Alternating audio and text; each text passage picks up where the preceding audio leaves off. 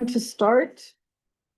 Oh, very right on time. This is a meeting of the Eastham Affordable Housing Trust on Thursday, January 15th at 9 a.m. This meeting is a hybrid meeting, so people can zoom in, although we currently do not appear to have anybody on Zoom. The meeting will be video recorded and broadcast over local channel Access 8 and through the town website at their YouTube site at www.eastham-ma.gov. We have a quorum, actually, we have a full, no, we're missing Jeff. His flight was canceled. Yeah, it was beautiful, I'm back from Florida again. So, okay, minutes from we'll do that first, minutes from the previous meeting, the November 13th meeting. Justin sent them out to all of us, so we've had a chance to look at them. I'll entertain a motion to approve the minutes. Okay. They looked great. They did look great. Any second? Second. All in favor? Aye. Okay, motion passes 4-0. Good. Okay. Besides having a somewhat regular meeting. May I just interrupt? Pardon me. I see several guests around the table whom I do know. Mary, we met last time, and I'm sorry, we haven't met. And I just wanted, Eileen Morgan, nice to meet you. I'm Justin. I just wanted to put you in the record here as visiting us. Just FYI, Eileen was on the Affordable Housing Trust for quite a while. She's now on the Housing Authority and the CPC committee. Okay. So. She's Still wearing a few hats. Yeah, a few hats. You know, I was struck last night, I forget whether it was Rich, you or Jerry that said it about the stability in management and leadership that Eastham has had over both the town manager level. Jackie, thank you for your at least 10 years, right? Yeah, 35 years altogether with 2 managers, that's it. Yeah, I mean, that's incredible. Yeah. But also the boards and the committees. We don't have a lot of trouble, I don't think, getting. Not compared to other towns. No, not getting, it's not just getting people, but getting good committed people. I mean, like Eileen and Mary are Aaron's here today. You know, they didn't have to be here. Well, and you're on several things and you're on, Three things and, so. yeah, you're on a couple You're, things. yeah, right. But The it, usual suspects. Yeah. I like the balance. yeah, I mean, we could have meetings in the elevator. But. Oh, no, we can't. Not all on the same thing, so, well, the three of us, yeah. But it did strike me that I've been impressed ever since I moved to Eastham and joined being on committees, how most of the committees are really hardworking and dedicated people, and the town manager can count on the committees to do work. I think it's great. We don't often stop to talk about that. Okay. All right. So the reason we're here primarily is to talk about the proposed CPA funding changes. So, Rich, I don't know if you have something you want to start with, or I think you've seen this, Carolyn, we've gone over, it, but I don't know if the others have, so I thought I'd go over it if briefly. you have copies to share, that'd be great. We can share copies. I don't even. Mary, you want one? Yeah. Yeah, We need to see all you want. yeah, an extra.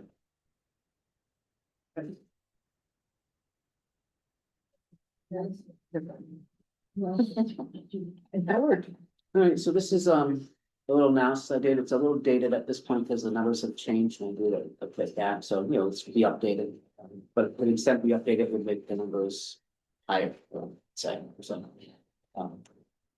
But what this shows is back in 2025. Our actual. And then second column is 2026, which obviously you were in the middle of, so it's estimated. But that shows our CPA surcharge at 3%. And how much money that generates. So 2026, about 1,146,000. We anticipate getting a state match of almost 16%, which is another $183,000 just about. Plus we qualify because we're at 3% for round 2 and round 3 distributions. The CPA figures that they match out based on 3 different rounds, and depending on your surcharge level. You need to be at 3% to participate in round 2 and 3.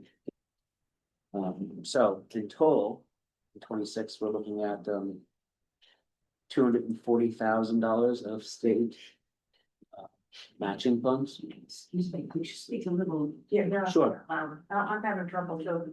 And we're on the owl, right? Yeah, so you I know could, we're Yeah, I'll really speak louder. out. These still might work in the room. Sure. I don't think they're gonna work. So grand total, about halfway down the page in the 2026 column, about $240,000 of total state match. Bringing our total revenue, there's just under $1.4 million. And that's where we stand today.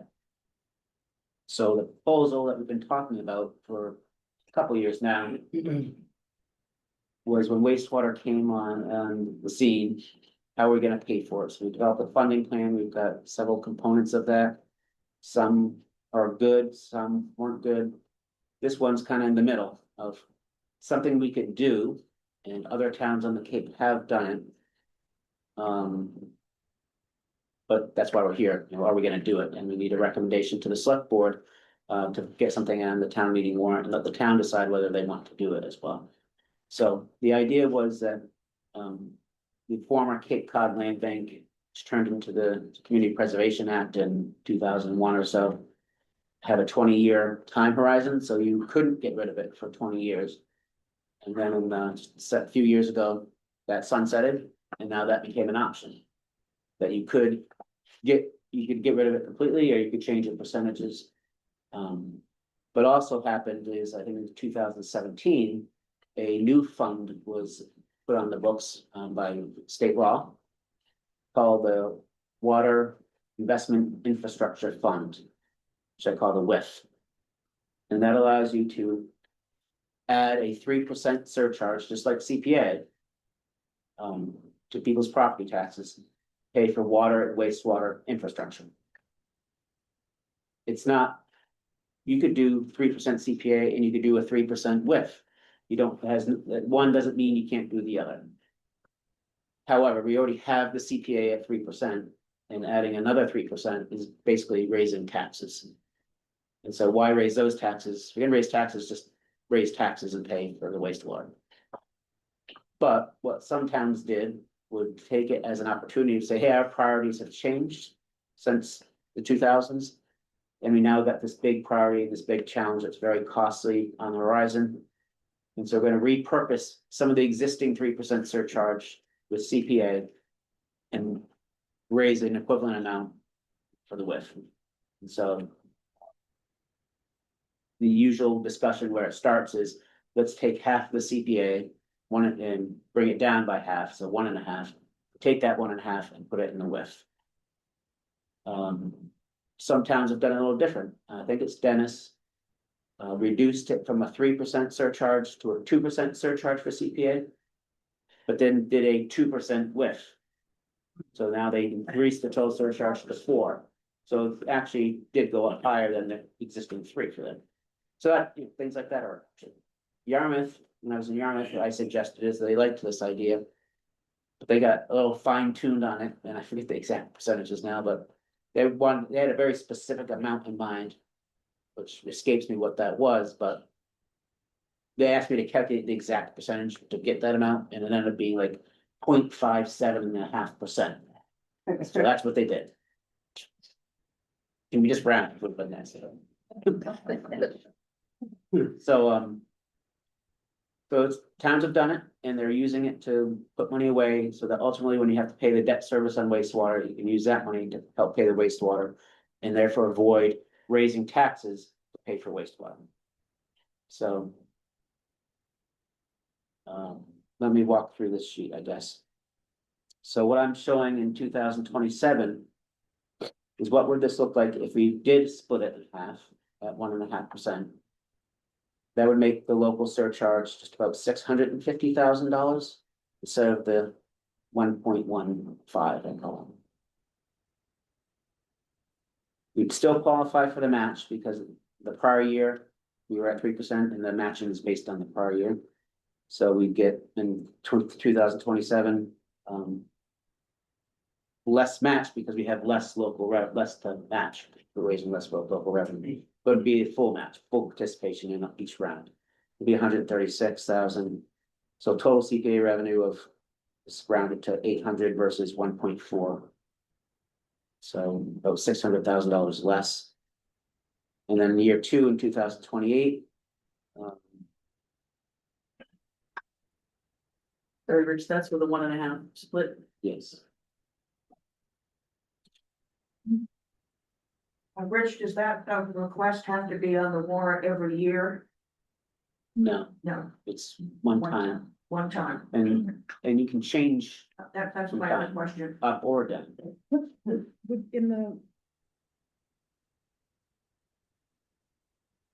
In years after 2028. It looks like there's still, They're there, I think, but I don't think they're in the totals that I have. Yeah. okay, that's what I was wondering. It shows a dollar amount, if you go across round two Right. and round three, it shows a dollar amount for distribution from the state. But in fact, it really is zero Right, they're there just for illustrative purposes. of what, it shows what What we're it losing. could be. Right, So if you look at the total state distributions, kind of in the middle there, right, in 28. It says 106, which is the round one match. right, Still, There's nothing else added to it. right. So it's about $140,000 loss per year. That very bottom line calculates that number for you. It is 139. yes, so a little bit That's further, pretty good. two-thirds the way down, potential matching Yes, revenue see it. foregone. Yeah. Thank you. That reminds me, that's why I had those numbers in there, so I could calculate that. Okay, So you can see that the total CPA revenue is going down in those years, but in the blue amount contributed with obviously is going up. And so our total surcharge is pretty consistent and even. And so in my mind, this is a way to save taxpayers money. Because if we didn't do this, we'd have to raise property taxes otherwise to pay for the WIF. So it's in a year where we're facing multiple millions of overrides, most likely. What are we doing to minimize that impact? And this would be one of those things. It is obviously impactful to the CPA, and therefore, since that's one of your funding sources, impactful to the housing trust. I think it's our only dedicated revenue. At this point, I can't hear you. I think- Carolyn. I think the CPA funding is the only dedicated revenue for the housing trust. The town has optional revenue that may or may not be distributed to the trust or used for trust purposes. But CPA is the only designated, But I think part Other of than the rent. and the rent income. something Mary will have to take up to the CPC would be. Well, obviously, it will be something less, right, because half the money or whatever it ends up being is. You're starting from a smaller spot, but, they have the ability to. You have to restrict 10% for each of the purposes. But nothing says you can't do more, and so that's a discussion between the trust and us and CPC is, would they be willing to do more? I guess that probably depends a lot on the projects that you got coming up. Well, we're currently doing 30% for housing. Right, I mean, that was changed when we redid the 5-year plan. so, that's a discussion we could have. But also, let me just, I want to real quickly, on the backside of this, some of you haven't seen this before. I went back 5 years. And the long and short of it is looked at all the projects, but excluding the set asides that CPA gave to housing trust, so it's not putting it, it's not really a discrete project, so to speak. But bottom line of all this, I went and checked all the projects and the money at 1.5% going into CPA would have funded these projects. So it's sufficient to have done what the CPA has done in the prior 5 years, excluding the set asides. Or if housing trust. So. Just a couple things I want to point out before we have more discussion. In the wastewater plans. I had used a straight for the whole life of wastewater, $600,000 of money coming from the WIF. So if we see on that blue line in 2027, I'm projecting 650. And the following year, 668, and they go to the end here, 32, so 788, it's increasing every year. But my wastewater funding plan is always 600,000 for every year. So we've got a couple of options. So as Mary pointed out, we can decide every year. Now, every year might be much, but maybe, for sake of argument, say every 5 years, we can revisit this, and if we're really collecting 788 and we only need 6. Let's adjust our percentage to get closer to 6, put that back into CPA. The other thing is, like I said, these numbers would be updated, so the 650 and 27, 668, 28, probably something more. So maybe it doesn't need to be 1.5, maybe 1.25 or 1 gets you to 600. So we can fine tune that. And then we also have the option is, be my preference to do it this year for a couple of reasons. A, we need to keep adding to our wastewater stabilization fund. We really need that to be solid once the plant comes online, because we will have to operate a plant with no revenue. It takes the revenue a year to 18 months to come online. And B, like I said, this is gonna be a very difficult budgetary year with overrides. And we're meeting with the finance committee starting tonight to go over the budget, and I have a little opening statement for them. And I'll be tracking everything as where we can make cuts, what can we trim up. But I think if we go to town meeting and say that we've done nothing with business as usual, we just need more money, then we get nothing. And then, where are any of us? So I guess those are a couple of my observations. That's it. Questions? Maybe? In the wastewater, go ahead. I don't have questions, a couple of comments that occur to me from the pure just, affordable housing trustee perspective. Boy, I would hate to lose the budget and the ability to execute more. Okay, but I think what I'm hearing from you is from the larger, money flowing into the town, money flowing out to projects and priorities perspective, there's some belt tightening that needs to happen, and if that's where we are, then that maybe would make sense. And I think what everybody, the difficulty with this is it's tough to give up revenue that's, free to you, so to speak. So this foregone Yeah. revenue, it's like, geez, if we could swing just doing this, the net cost isn't as much as the gross cost. And to give up the 6 or 7% return on investment, the giving up round 2 and 3 funding. I just go with the bottom line. Yeah. Yeah, well, but I think the percentage is worth. Percentages, well, both, 135,000 is enough for part of a staff person. They could have another housing coordinator for. So Rich, say we, instead of splitting it, say we kept the CPA at 3%. And we added maybe 1.25, like you mentioned, what does that add to a We don't need to, tax bill? really, because the bonds were authorized as exempt debt. So we can raise the money through taxes, just pay for it. We don't need. But that's a tax increase. Yeah. And adding 1.25 or whatever is also an increase. But is it, since we're gonna lose money on not just to the pots that it's going to, but to lose the matches? You know what I mean? We're giving up something to get something. But if we were to add it, what's the impact on the, I used to know what CPA impact Well, was on the 1%. price, yeah. 1%. What's 1% is how much? Is it 1% about $57? 1% of what? Yeah, tax bill. Of the tax bill. So yeah, so that's probably about right, or it'd say 60. Well, the median tax bill is So 6. $6,500, so. Yeah. And so the 1%. percentage is $65. $65, so. Yeah. $65. Yeah. But the only caveat to that is we did present this plan when we were going through the financing for the project. So in order to get that $1,000 a year tax burden that we kind of promised, we need this money from somewhere. or else that'll be 1,057 or 1,065. 65. Not that it's a huge big deal, it's just that it would, I just feel like we need to mention it, because. It's definitely worth mentioning. You talk about in year maybe 5, as an example, having CPA going back to 3%. But politically, to go back to town meeting at that point, after 5 years of not.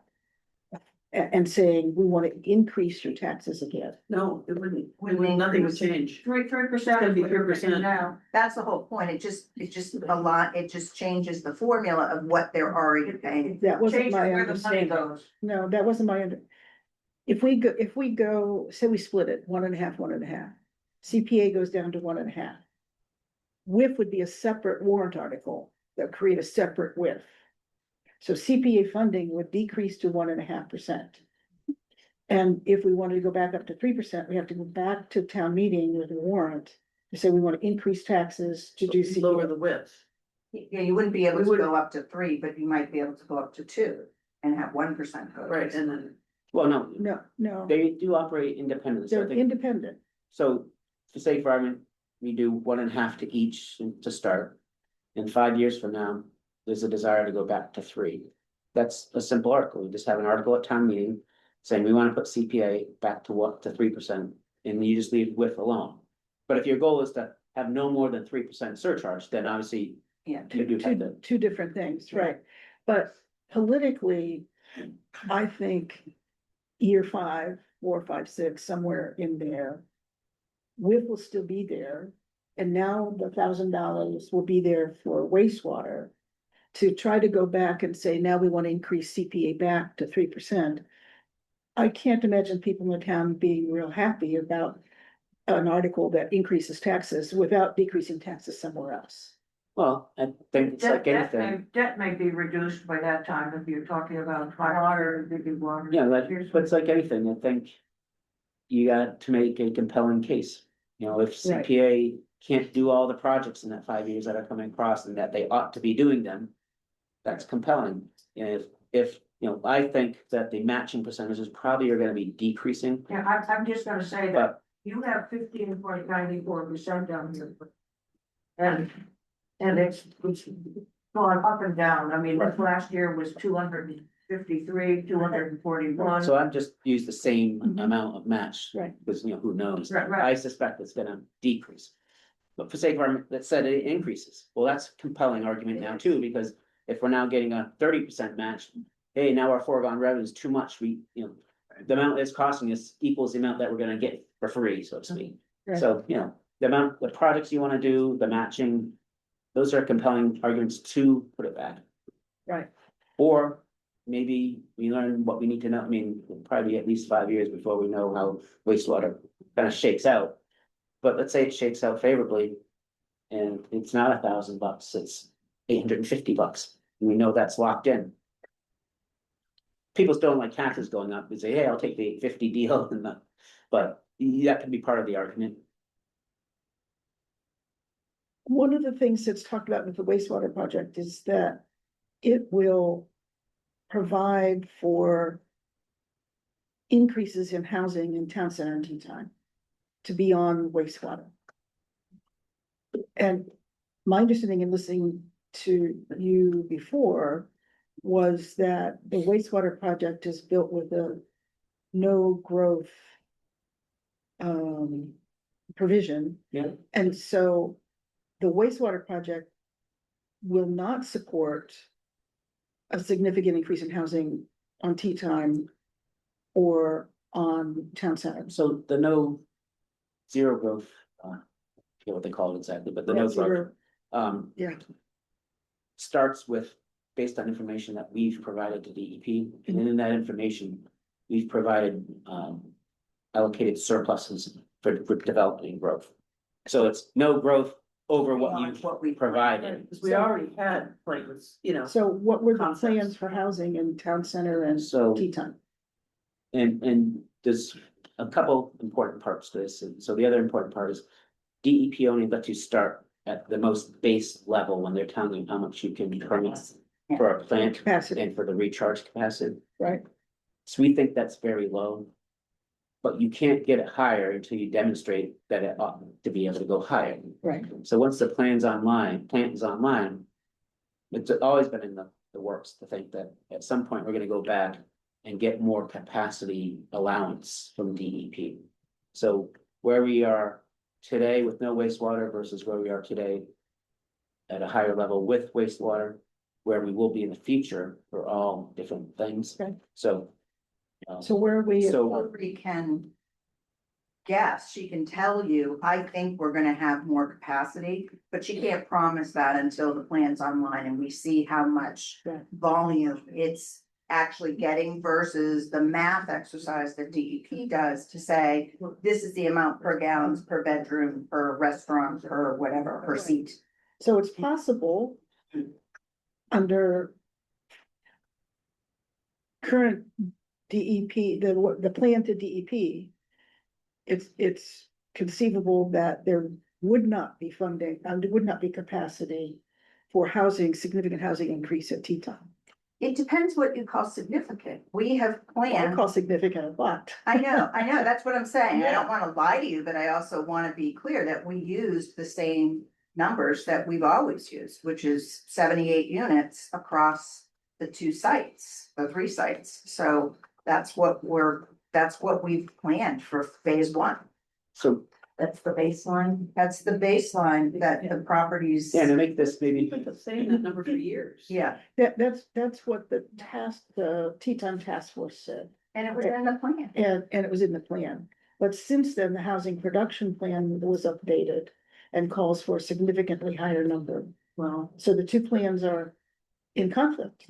the fact that we need more and we don't have room for more are 2 different things, I Right. think. But it also, one thing you're not even mentioning, Rich, is that with the wastewater treatment plant, a developer does not have to build a wastewater treatment system to put in. So it's gonna make it easier for a developer to come in. Assuming that it works out that. But the even if it's the capacity- amount we were planning on initially, they would have to build something at a pretty high cost. Look at what Village of Nauset Green. my example that I always $1 million use, wastewater system. this was a real example of Yarmouth. It was an old rundown hotel on Route 28 called the Cavalier Hotel Right, that had a lot of problems. And the town shut it down and demolished it and then turned it over to a developer for a night, I think it ended up being 65 units. And as part of the funding of that project, the town of Yarmouth, it was a housing trust or CPC, that might just come straight from CPC. Gave them $1 million to fund that project. So I was out talking with the developer one day and they were talking about wastewater. I'm like, yeah, we wish we had could have just connected to waste, because we were going through wastewater at that time too. But it was not. The timing didn't line up. There wasn't gonna be a pipe for years and this was happening now.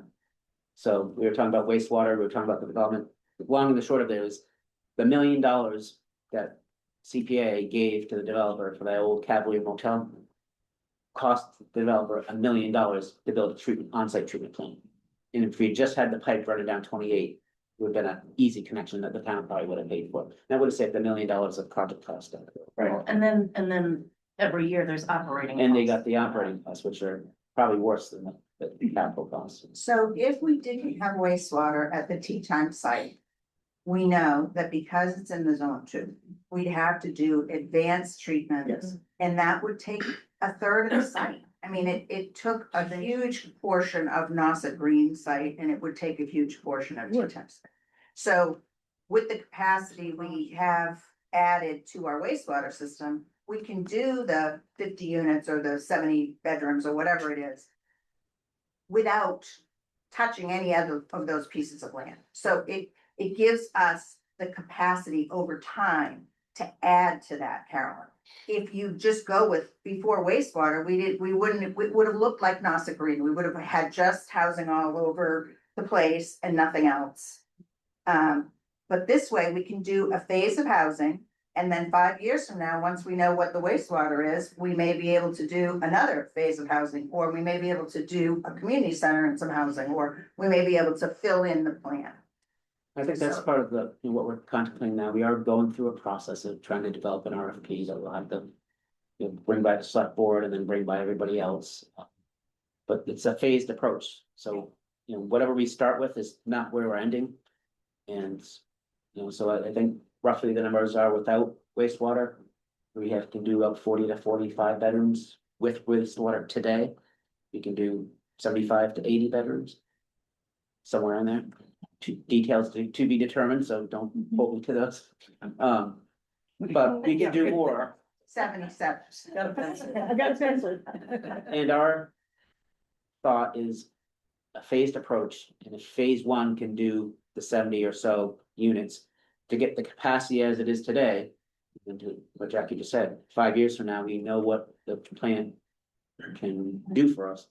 Maybe that 70 or 75 goes to something more, and then we do phase two and phase three, we can max out the housing for that, if that's where we are at that time. That would really be realistically more like 8 or 10 years. It'll take 5 years to get it built and occupied, Yeah. and then you have to wait for, you know, and then you have to plan. No, So, it's the capacity of the whole system, Carolyn, not the capacity of the new house. right, but the new housing won't come on board for probably 5 years. Right, but that new housing isn't gonna be the trigger of the excess capacity. It's what all the other wastewater going into the system adds up to. And right now, the DEP is giving us 90 gallons a day per bedroom, right? So that's the formula. If we can prove after 2 years of everybody else, not this new housing, but everybody else using the wastewater system, that we're only using 60 gallons, which is more realistic in Right. terms of our water usage, then we can add that 30 gallons a day times how many people to. And it's also on the other side is they give us the lowest amount of value of what groundwater treated effluent that can be discharged. Yeah. And we think, given our sandy soils, that we can do a lot more than that, but they only allow you to, you know, start at that very base level, so. We can demonstrate the usage on that end, we can demonstrate the ability to recharge more at the site than what they're currently allowing us. And it is the exact same process we went through with water. Remember, we worried, we had the first well, it had a very limited capacity. You know, we had the redundancy of the second well and we worried, you know, are we gonna be able, people said, we're gonna be able to build out Eastham and still have water? Then we realized, oh yeah, that we're not using that capacity at all. So now we have 3 million gallons a day with 3 wells.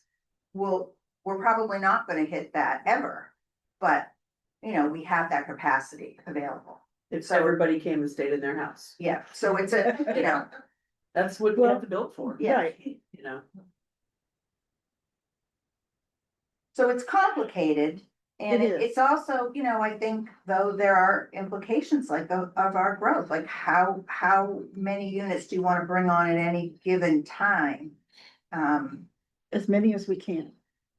I understand that's your opinion. That's my opinion. I'm But- just saying my opinion, not the committee's opinion, not anybody Yeah. else's opinion, but for many people in the community, 30% of the people in our community pay more than 30% of their income for housing, whether it's rental or ownership, either one. That's 1 out of 3 sitting around this table. But we're not gonna move into that housing. What do you mean? It's Well, it's not gonna make any difference in that. We're all It still could, in an it could. economy and in a situation where inflation and everything is. But it could, because we're also at the same, we're talking, a lot of this is about tea time and town center. And with the new zoning that we've done, how much housing can reasonably be expected to go, but it's also about programs. And I read, you know, I read what other towns are doing with different programs. Down payment assistance, more rental assistance. And with the percentage with seasonal communities going up, we could help more people with some of the programs, but we need money to do that. And when I look at Rich's chart about how much was spent for housing, it was a very deliberate decision to not take down housing funding with CPA in the last, I think, 3 years in anticipation of a big push, both with Tea Time and Town Center and having the housing coordinator on board to start some of these new programs that we don't have yet, or to change the parameters of the current programs. And, and so, well, yes, it shows we haven't spent that money. And we haven't spent the money that, a lot of the money that's in the trust with our budget, our current fund balance is fairly significant, but it's for a reason. It's not because we haven't needed it or wanted to spend it. No, I think we all know that, and I wasn't suggesting that we're reducing funding because you're not spending your money at that, was not a consideration at all. Yeah, but I think we all realize why we have the amount we have, because we are going to spend it. We sure. are, and what concerns me is when the time comes to spend it. When we are going to do tea time in town center and when we want to implement some of these new programs that other towns are doing. Yes, we have built up some funds on the trust side, but it's not going to be sufficient. To bring to fruition those changes. And the town hasn't given us any short-term rental tax income. Like has happened with other towns. So what commitment do we have that the town will fund? Those to the extent that the housing production plan says we need. That's one of our strategic plans for the town. Well, I think if we have a project, town is committed to seeing a project completed. Mhm. Now, whether the money's in the housing trust or the CPA or it's tax dollars, or now we've got seasonal communities and we don't know what that might bring for us, but that's an opportunity. If the money comes from that, if we do work through on tea time, and you get a Mass Works grant, Paul can help us with, then we'll get the money, if we got a project on the table that everybody wants to get done, we'll get it done, whether the money's in the trust or elsewhere. Right. What about the programs? The ongoing programs? Well, same thing. We funded If them we have this year. programs that need funding in future years through CPA, say. Do the application and get, then it'll be on the warrant. And for me, And if it's, people want that, But we've been doing matches with free cash. I mean, I think we've been doing some. To get the income levels up a little, we've been doing things with free cash, and I think honestly, that's one of the things that people wanna see is more housing. At a rate that people could afford to move out of their parents' basement and have their own place. Because they're working too much That's to right. qualify. Agreed. So I think we are committed to doing some of that, and certainly the select board is. yeah, so and you may not know this, Carolyn, or the board, but part of our budget proposal, we did allocate $500,000 of free cash to housing programs. Okay. Um, Yeah, no one told us. Well, just. It was in the budget presentation. It's not out yet, really. January 4th. So, Oh, we that's are, good news. so we're trying to address it, that had nothing really to do with anything we're doing here, just. We're trying to demonstrate a commitment to getting some of these projects done and making sure we have resources allocated, but I'd say to me. And everybody can have their own perspective on it, to me, it's just the sense of urgency. Everything's urgent, right? But we know that wastewater is here right now, we know that's a project and we know. By and large, what it's gonna cost. And housing's, in the queue, but it's not definitive and defined exactly what that is yet. And as that evolves, we're gonna have to address that just like we addressed wastewater. I would take a little exception with what you just said. There are housing programs that the Housing Trust is interested in doing. That have been on the list of programs to be considered, to be developed, to have guidelines written, to have funding done for years. And we just haven't got to. I understand what you're thinking about the big projects, and I agree that if the town is committed to tea time and town center, I can't imagine them shortchanging that. And as you work with private and nonprofit developers, they're gonna have, skin in the game too, obviously. I'm equally concerned about the programs that year after year just don't get developed.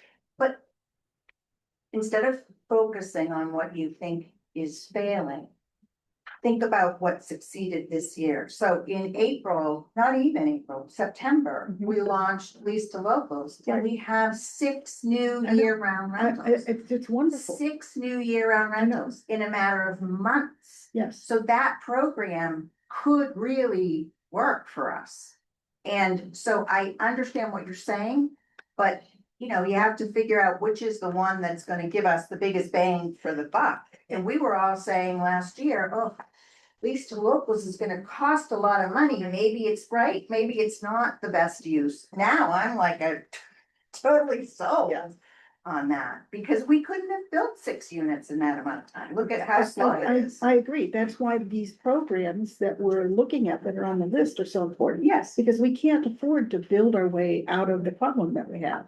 This is more of a question, not a statement, but as I understand it over the, years, Housing Trust has evaluated some of these programs and basically found that they really weren't cost effective. Is that That correct? that was done about 3 years ago, and the economics have changed significantly. And other towns are doing these programs now and finding them very helpful. What are they? Down payment assistance program, buy downs. I was just looking at, there was just a long article in the paper just last week. That Vail kind of, program. Indeed program, the Yeah. deed restriction. Yeah, the But deed restriction program, I mean, didn't we participated in the study with CDP, right? and they found it it's gonna take a long time. It's a legal issue too with Yeah, I Massachusetts think on the that. reason on the deed restriction is state law, limits the amount of time that it can be in place, so it's not a permanent thing. And so there's actually legislative action to get that changed. Right. And so when that changes, I think that definitely Yeah. is on our radar. And in the meantime, we can work with, we have people that have offered to want to donate or contribute, add deed restrictions to their properties Right. voluntarily, which is a different ballgame. Right. And so that and, but we've had buy down and closing cost assistance in the past, right, Paul? We have, and I think just to focus on their programs for a minute. We did evaluate all those programs and. What was it? I guess it's 2 years now. We had a whole meeting with the select board and we laid out the whole strategy and we went through and we prioritized what the projects were versus the programs. And we came to a consensus of what to move forward, what to hold off, and a lot of the programs we were holding off because of the Right. economy and the market. Now, that was 2 years ago. In the meantime, so things have changed. Right. And it is time to start to go back and look at the programs. Does it make sense to restart those or revamp them? Right. But that's changed. What hasn't changed is we have taken on all kinds of other things, which has monopolized Rachel's time. Yeah, And- I'm not being. And the work, critical, Rachel. no, but it's worth just because we should all have this, we should have this is the place to have these These are discussions. not easy things to accomplish. These are not easy things to accomplish. And so. That's the long and short of it is, we have acquired properties through purchase, through takings. There's things that working for donations. That takes. And when we do that, we inherit tenant management, property management. That is very. Detailed and time consuming Right. work. We took over the CDP property And management. so that has to come at the expense of something, because we only have. So many people and so many hours in a day to do this. Paul, when we So, sorry, I don't wanna shoot you. So. Yeah, we have to look at the programs and it's coming back online, but that's only gonna happen when these other things fall into place. Wastewater's falling into place. Some of these other programs are falling into place. And it's just a matter of we have to focus on it. So this has been part of a strategy that was discussed and it basically agreed upon to hold off on the programs. And now we're coming back up to it. We're gonna be redoing the housing production plan. We're gonna be redoing the housing trust guidelines. Part of that, and we talked about this, that RFP is going to include a package of doing those programs, also looking at the programs as part of that. Which programs do we revamp, bring online based on all the market factors and the availability and all that kind of stuff. So it's happening. It's never quick enough, but it is happening. And the final thought, I just want to reiterate, we've said this before, it's worth repeating. It's very tricky to start looking at other towns. Orleans has a sewer system. Chatham has a sewer system. Brewster, Dennis, P-Town has a sewer system. Brewster, Dennis, Yarmouth have properties that were bought specifically for housing, 100% housing. No other worries, so let's maximize the housing and we have a sewer system. East Town, we don't have that luxury, so we have to do all these things. They all have to, the pots all have to boil at the same time. And I know and I do it myself, I read the paper, you know. There's a lot going on in these other towns, but we did bring on 65 units at Nassau Green. I know it sounds like ages ago, but it wasn't that long ago. But to your point though, all the things in these other towns didn't just happen this year, No, right? That was, 5, 10 years of, so, they're all on the same path as us and things do take time. But Paul, what I wanted to ask you is, we did have some of these programs, Carolyn mentioned, and we didn't have a lot of participation back that time, right? Yeah, they weren't maximized. but they also were not, there's no PR, there was no public Right. outreach, there was no education.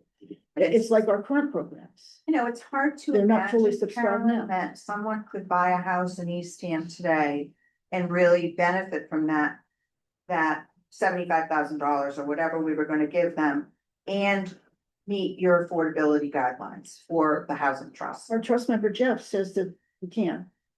That he has clients consistently, that if we set it at the right number, it may not be 50,000, it may not be 75, but maybe it's 100.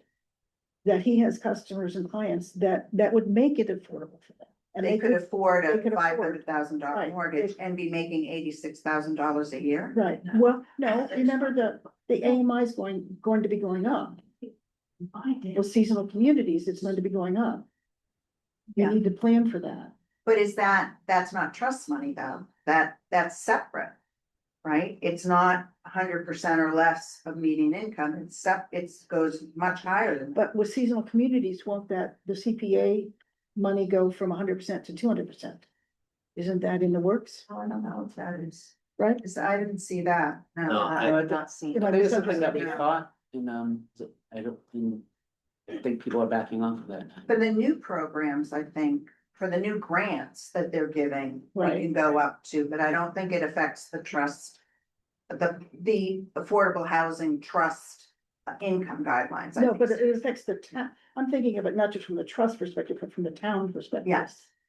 And I think too, when we're doing the new housing production plan and expanding scope, that's also may drive some of our focus as to what programs we wanna look at too. Because it may show exactly what you're saying about what Jeff is saying and seeing. And that would help make a case. And I think what Paul said, like when we discussed it with the select board and down payment assistance was on that list, there were several things. You know, we had $500,000, so it was like, if you're going to spend $500,000. Do you wanna spend $100,000 and get 6 new units of housing, or do you wanna spend $100,000 and have one person buy a house? And they felt like we were getting behind and they wanted to focus on those Right. rental units That's first. always what we have to look at is the return on the investment of Yeah. whatever you're spending. I mean, I'm willing to advocate for that because it's homeownership and there's more stability and, I think a lot of people would like that. Right. But I think we have to, explore it some more and see if we can get a bank to help us figure out what that might look like and, what we can do. And like you said, the successes though, the single biggest need remains year-round rental. And we created basically overnight 6 new I units. really didn't think we would be able to. I really didn't.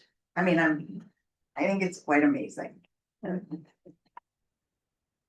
It's good to have these discussions. I mean, we have to be frank with each other but also understand where we're coming from. And it's just.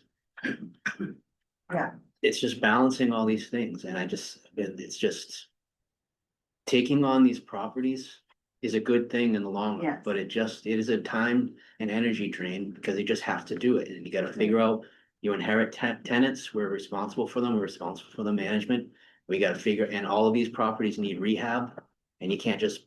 Right. I mean, it's all moving chairs. You can't It's gonna say- kick the tenants out and temporarily while rehab. It's all. I'm in a It's time all- of reflection and Paul and I have been together since the beginning, right? So I think how much staff time, how much energy, how much effort have we spent in the past 10 years to get to this point where our infrastructure can support Right, 70 units. You know, it's amazing amounts of plodding understand. work, so. Karen, I just want to mention one thing, if you don't mind, as Paul mentioned it, is, sorry.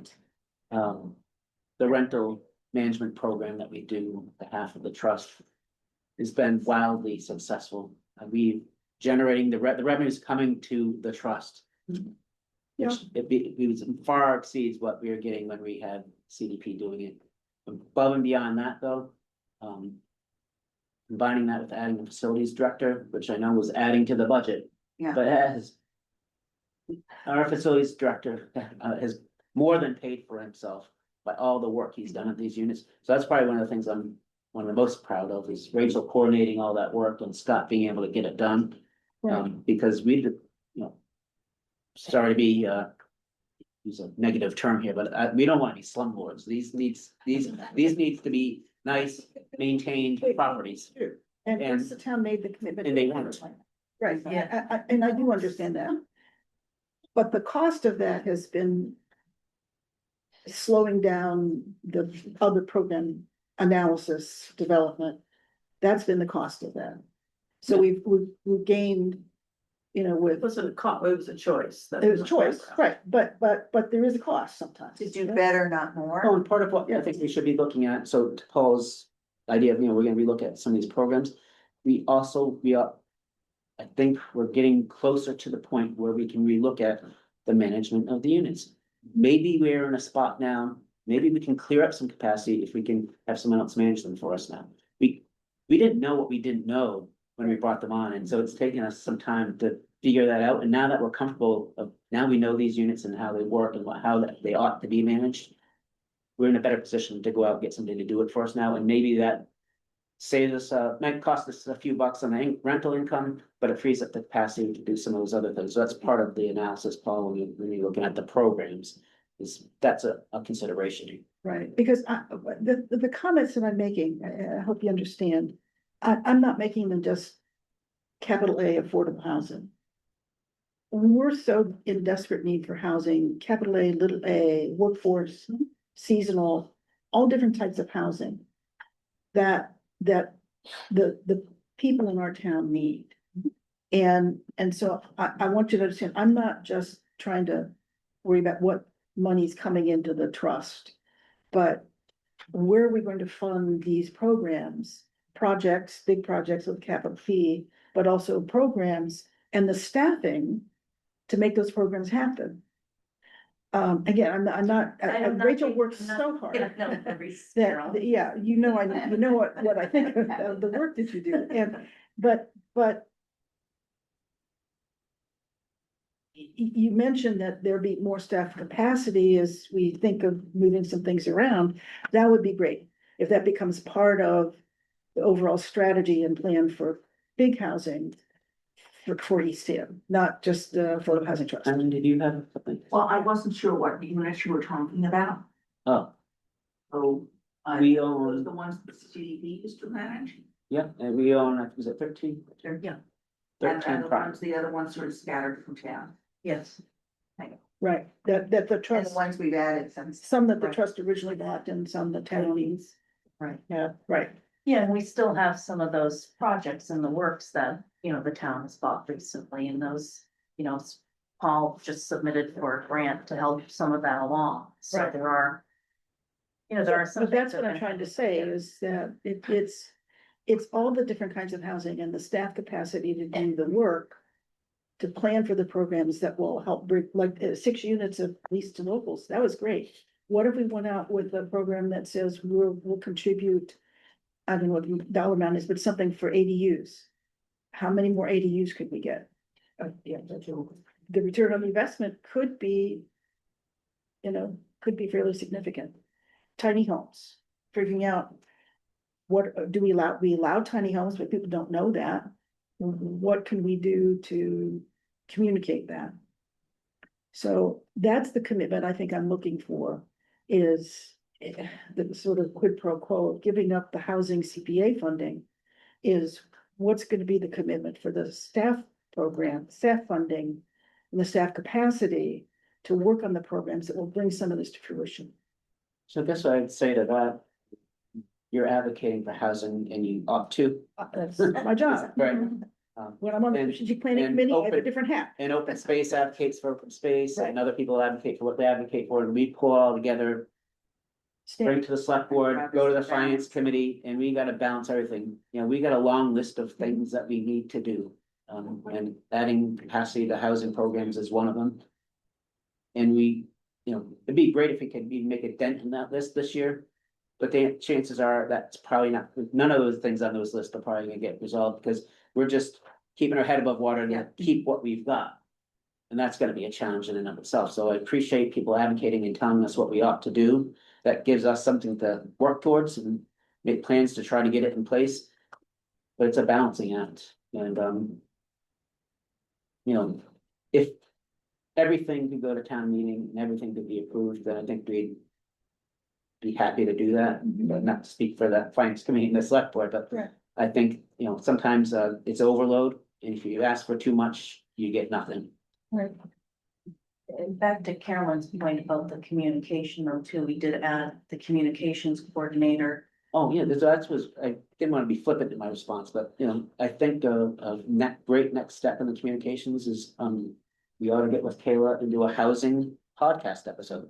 And from that, we can snippet a lot of pieces out of that and promote that and start the conversation, and if that gives us an opportunity to start following up and engaging with people, then I think that's a great first step. And we can do that I now. hope that happens. We've been asking Yeah, for that we've had- for a year, Yeah, we've had. Well, we haven't had Caleb. Right. but we've Yeah, been yeah. asking for communication support. Oh, we all have. Yeah. Yeah. So. When would you like it to happen? Mom, It can't happen I know. tomorrow. I'm doing a podcast Friday on our capital update, so. right, and right we could now, Probably book you guys for February, are you Put ready? you on for next month. Yeah, I think we. are you ready? I think we would be, if we had some work. Yeah. We have to do some work in between, and it wouldn't be me, it'd be Rachel. We can put you in there too. No. No, it needs to be the person who, because we want people to. see Rachel. I'm actually in her queue. Yeah, At least she actually has one segment, already set up, so, Okay, good. yeah. so clearly I have a minority position, I think, based on reading body language from the committee members. But I don't know, I'm. Well, I'm just listening. I think we're all on the same page that we want housing Yeah. to succeed, Carolyn. Exactly. My feeling is that wastewater is a foundation for housing, Right. so we have to go a little heavier on that aspect for now.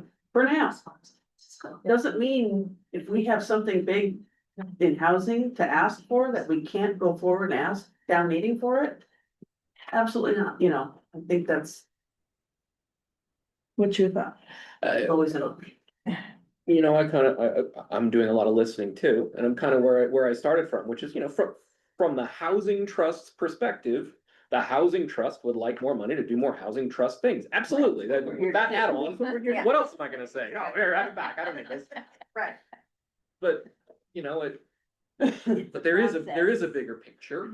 And if that bigger picture is what makes sense, I haven't heard anything here where I say, you guys are crazy. This doesn't make any sense. What are you talking about? You can't do this.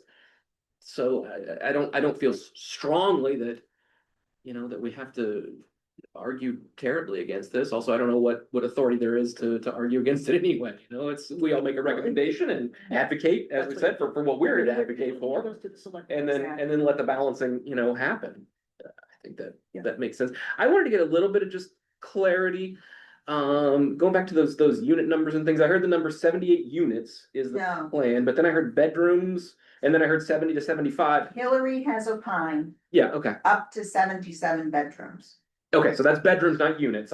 Maybe I heard it wrong, maybe I wrote it down wrong. That's why I wanted to get my notes right. Okay. Just being adamant about it because I don't wanna have misunderstanding. Yeah, sure, but that's why I wanted to get it Yeah. clear. And then the way I understood that number is, that's the number that's baked into the wastewater plant design. Yes, With DEP numbers and 90 gallons per day per Yeah. bedroom and all that. And then the hope is, we get the plant built, we get down the line, we see what the buildings using the plant are actually consuming. yeah, Turns out it's 75 gallons a day, it's 60 gallons a day, whatever it is. And then that leaves us more capacity if we wanna build up tea time to 110 bedrooms, whatever that number is. Yes. Okay, okay, then I understand. Which is And I why, think Rich did the opposite, Rich also added the opposite, which I forgot to add.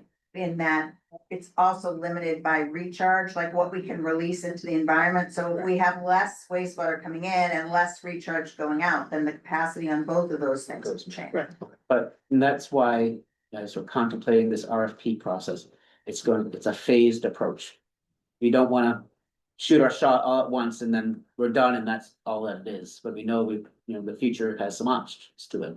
So phase one is trying to maximize what we got available to us for now for capacity, but preserve space for more in the future. And will developers agree to that? I mean, economically, we have to have a partner or partners in these Well, projects. Phase one will be discrete, it'll be its own project. In similar in size to the things that are happening around us. But will it be sufficient size that it can be economically feasible for developers? I think it's the- so, I think, we, It's probably Cloverleaf, what, for 30 instance. units? Cloverleaf and, well, I mean, half just did 14 units. Units, not bedrooms. Correct. Yeah. So Clover- 77 bedrooms is probably about 45 units. 50 units. It depends, yeah, it depends on the unit mix. For instance, on Cloverleaf, I think they have 43 units with about 65 bedrooms. and Wellesley has what, 46 or 47? 46, yeah. Units, 40. They have a lot of 1 and 2s. Orleans has a lot of 1 and 2s. The reality of our world is that we need more 1 and 2s. Yes, I would agree with that. From what we saw with FAR and the lottery Yeah, request. On the staff report, the town of Orleans shared the demographics for the fair development. So that may give you, a little bit of an idea of, Right. what the need is and what they were seeing. I think they saw, let's see, was 58% of the applicants were looking for 1 bedroom. Wow. So, I think it's, important to watch the developments too, as they come online, see what they're seeing and learning from that. And since they didn't give the local preference number in the demographics. Numbers. I'll check that out.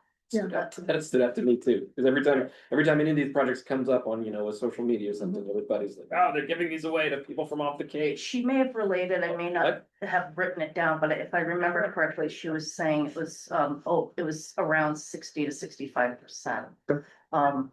Barnstable County, Orleans and Barnstable County. But I'll double check, I can get that. The quote that might be worth just a very quick refresh on the local preference. I mean, it doesn't bar. Local folks are applying for these units. They still have to qualify. Yeah, that's the problem. That's right. Well, and I think the other important piece too is when they do these lotteries with local preference, there's actually 2 lotteries within a lottery. Right. You've got the local preference, but all those applicants also go into the second lottery Right. and are eligible to get a placement number. So, you may have 70% cap local preference, but it doesn't mean somebody local's not getting in above and beyond that. Can I ask how they determine what's local? I mean, like, if you grow up in East Town, can't afford to live here, coming back and forth over the bridge to work, do you apply it? Unfortunately, You don't no, apply for local. you don't, unless you work here or have a child. You work here. Okay. Now, I will tell you, I have seen a lot of people come back, and get housed. And they weren't under the local preference, Mhm. but they do get placed with the other lottery. Right. Placement, so, that does it, but that number is not counted. I mean, I know it because I've done several lotteries in the area and, I know those in my head, but nobody really asks that question too. It's an important factor. People do come back again. Yeah, I think a lot of people I think that's a great point, because Yeah. a lot of people that come back that are not from the Cape, But grew up here. were from the Cape. It's Some- you know, if you know, none of but our nobody workforce from- is coming over the bridge every day, you know that some of those people There's not, Okay, here, one here. yeah, there's Yeah. not a lot of people that have never been here that decide that. But if I have this really hard time imagining somebody in Arizona with no connection to the Cape being like, you know what I'm gonna do? Part of that. I'm gonna move to Cape Cod, I'm gonna get in one of these affordable housing lotteries. Right. Like, what? Yeah. Yeah, no, I won't swear it never happened, but come on. But in my years of me placing people, that never happened. There you Not go. Arizona anyway. but one thing, if we're talking about programs, to circle back, how can we prepare people for a lottery? Right. When we did Nauset Green, I got so many sad phone calls, and we got killed on social media because people had bad credit, couldn't qualify for income. They were either under or over by a couple of $1,000s. It was awful. So I know CDP does do some preparation, but I think we need to do a program and an ongoing program about really, if you're looking for housing, how do you qualify for these? How can you get yourself ready to qualify? Well, that's actually something I've been talking with HBC about, Yes. because they do application assistance. And, But by the application point, it's kind of too late, right? Yeah, you need to, how you Prepare. prepare for that. It's like the mortgage Absolutely. preparation courses that we Right. used to have. Yes. Okay. and they still do. Yeah. They still do. But, Yeah. but, part of that, Jackie, I think is, I don't know, as the RFPs being developed, if you're talking to any of the nonprofits that have been active in helping other towns, PAC and CDP and POA and some of the other organizations, pre-RFP release, to get their input and ideas, they, if we partnered with one of the nonprofits who's doing the case management now, for people, that's the preparation. Yep. That's the preparation. So I hope that in the RFP development process, that there's discussions with some of those folks. There are, pick but their we brains. can't work too closely with them Right. because then they couldn't bid on the project. Right, And we'd it's- like to have POA or HAC Right. or, an agency that's done something Right. well. Do it. So it's kind of a fine line of that. Yeah, I think Yeah. what we're leaning towards right now is keeping it broad. So that developers could tell us what they might be able to do. mhm. Because I'm assuming that there are some things that we haven't even envisioned that might be possible. Okay. So, we probably need to bring this to closure, because we're over our time. So what I think Mary's asked me to come to both the finance committee and the CPC committee. What I would prepare to do is to go and say that the Affordable Housing Trust has some concerns about the loss of funding. They respect that wastewater is a significant need for the town, both environmentally and to help support housing. And that we won't oppose the proposed change to create the WIP. I think that's a fair. That we could vote on that. I think we do. I think we should vote a motion to say which you just typed out, How about, I'll motion yeah. that Carolyn will visit the finance committee and note that the Affordable Housing Trust has some concerns about the loss of funding. But respect that wastewater is a significant need environmentally and to support housing. And that the Affordable Housing Trust won't oppose the proposed change in order to create the WIF. I was thinking CPA on there because we. Yeah, finance, yeah, Okay. and Mary, you need to tell me when the meeting's. Yeah, the next CPA meeting is February 4th. Okay, and finance, Tonight, when's the finance committee getting there? I'm sorry, Carol. Finance committee. tonight. I don't, I'm sorry, I didn't hear, everybody's talking there, I didn't. What, you asked me to come to the finance committee, when? Yeah, the next finance committee, after the CPA meeting, and I think you should come to that after the CPA meeting. Okay. That's February 5th. Let me get all clerky for a moment. We just had a motion and a second. Yes, And then we did not vote. Excuse me, all in favor? Aye. 4-0, okay. Good job. so I know that Rich and I really appreciate that. It's huge. I didn't expect it. I really, I didn't. But I think it is okay, it is. I encourage you to also make a third statement in that.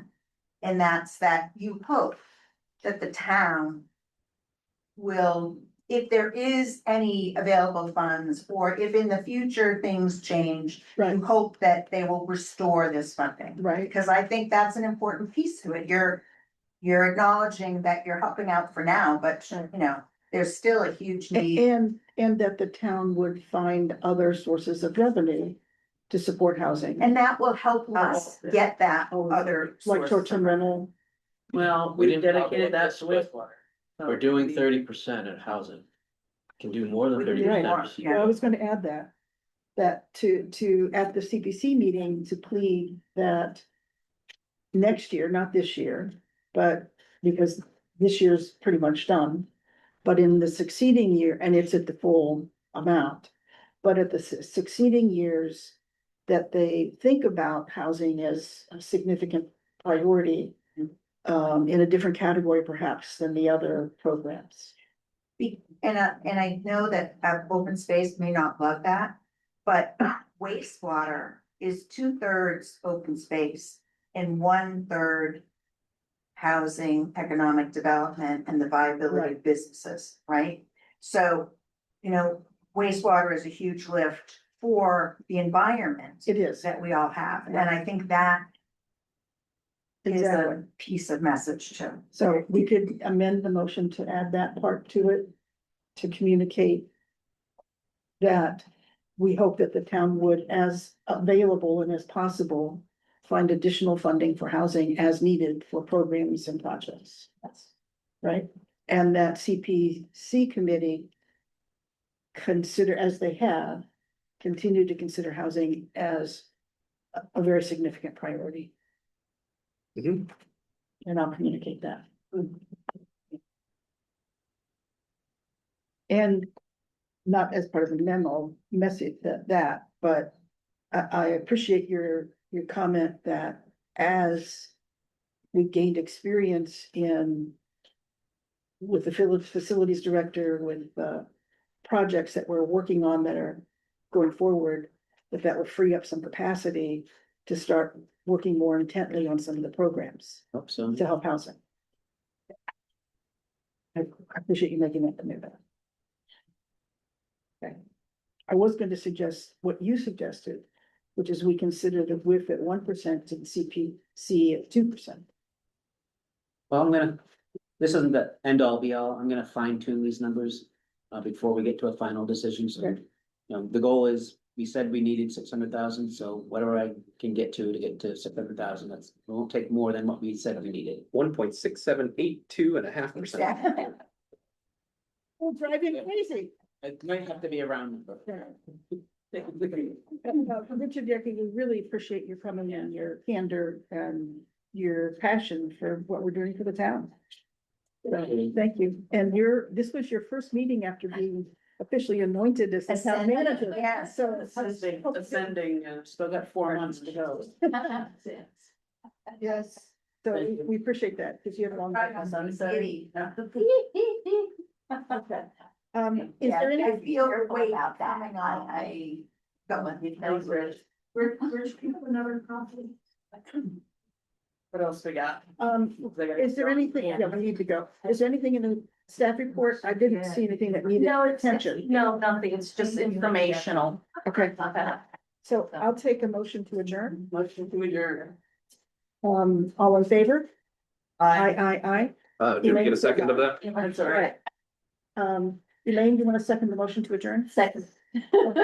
All in favor? Aye. Oh, yeah. Recording stop.